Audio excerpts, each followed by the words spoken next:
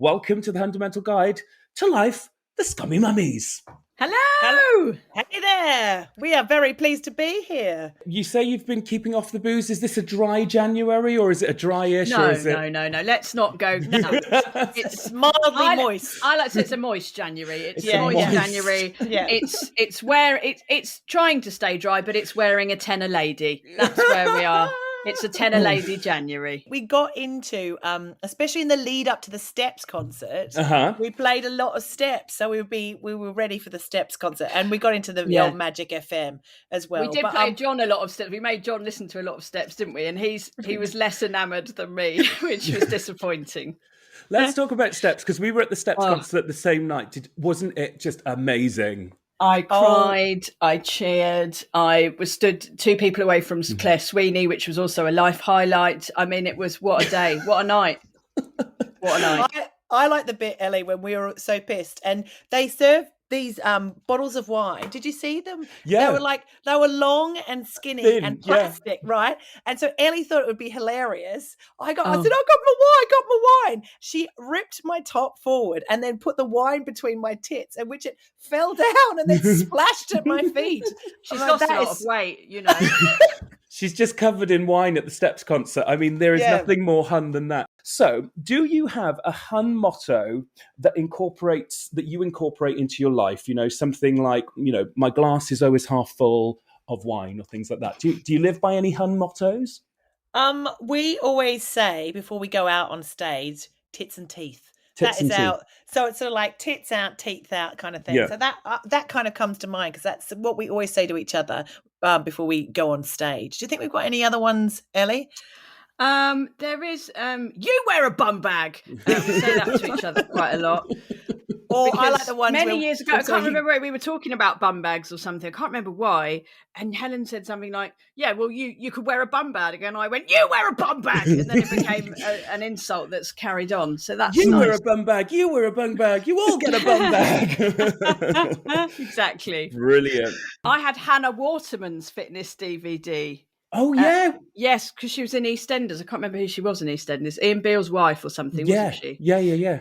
So I had her DVD, and I did it up until a few years ago, actually. It's really good. It's like a hit training DVD. She's really good in it. The bloke's quite fit. It's fine. You know, so I used to do it. And I used to look at her and go, gosh, she looks amazing. I can't wait to look like Hannah Waterman. That's brilliant. And then I Googled it one day to see what she was eating as well, to look like this.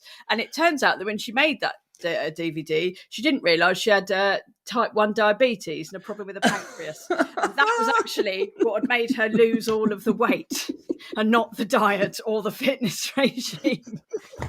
So I'm not going to lie to you, I sort of, much as I adore Hannah Waterman to this day, I'm sure she's a lovely person, I did sort of lose my faith in the DVD at that moment, Gareth, to be honest.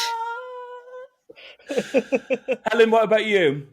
Oh, well, I recently I did the Davina, right? So we a few years back, because we're Whores for Attention, we actually went to like a launch of her DVD. So we had to wear the same clothes as her, and then we did the actual workout with the actual Davina. Was it workout for the DVD, or was it for Ryvita? We did a thing with her, wasn't it? For beg your pardon, it was for Ryvita and eating more fibre. Yeah.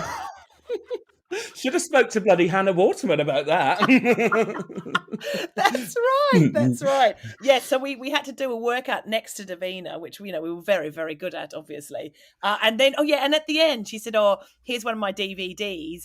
And then I tried to get a second one, and Ellie was like, "You're such a scab. Gina doesn't want to give you 2 of her DVDs," and it went weird. All of my friends in Australia, all of them got tramp stamps. Everyone was getting like Japanese symbols on the back of their bum and like a dolphin on their ankle, and I'm the daughter of a vicar, so I had that thing in my mum's head. It's like, oh, you can't get a tattoo. And so I was so jealous. All I wanted is some, like yin yang symbol on my arm, that kind of stuff. So, but no, I didn't ink myself until I was an old lady. Yeah.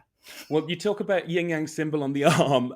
I think I've gotten it out. I think I've got it out on the podcast in a previous episode, and I have spoken about it, but I just need to do full disclosure that I do have said yin yang symbol on arm underneath here. And do you know what? I've said this again, and I'll say it again. The reason why I got it is because it's the same tattoo that Mel B's got on his stomach. So I feel a real affinity with Mel B. Oh, I'm through sure my she pictures. does too. I'm sure Yeah. she's very pleased to hear that. Have Yeah. we got any like naughties fashion disasters that are amazing that you want to confess? So I wore a skirt over trousers, Uh-huh. and I went home to my dad, who has no airs and graces. Yeah. And when I walked in, he said, "Jesus, you look like the back end of a horse." Nay. Oh my god! And he wasn't wrong. Like there was that look of like the back end anyway. But yeah, I remember. It was all so bulky and the trousers with all the tassely bits as well. I just didn't understand why that like the cargo trousers with all the fray bits and things like that. But my best outfit during that time was I handmade a lot of my clothes because I was she's a crafty queen. and I put a lot of faux fur on the like the wide leg trouser. And that was my they were my rave gear. I'd go down and like put more fur muff on everything just to make it more raver. And the trousers were so wide that I tripped down the stairs of a nightclub because I just got caught up in my fairy muffs on my feet. Oh, it was awful. When you came out of the nightclub, was the fur matted? I've just got this Oh matted. yeah, that it absorbed. Like the brown scum at the bottom. It was either that or your mini backpack that kind of got the scum from the nightclub. Oh, it was awful. You are Scummy Mummies, and also there are other Scummy Mummies out there, of course, and they love this sort of content, and they buy into your podcast and your book and everything. Who do you think out there could be a Hun Scummy celebrity mummy? Do you know? Have you got any of those that come to mind? Well, maybe I like think the Duchess of Cambridge Sorry, or go on. Vicky B. So maybe the Duchess of I'm gonna Cambridge or say- Vicky B. Secret. I'm going to say Lorraine Kelly. And in fact, I know she's a Scummy mummy because Helen and I were lucky enough to meet her once. One year we did the, for Now TV, we did the red carpet interviews for the National Television Awards. So we're wearing the gold catsuits. It was January. It was freezing cold. Our earpieces went in the first 30 seconds. So we didn't know who half the people were. At one point I interviewed someone from Holby City's cousin. It was all a complete disaster. You're right.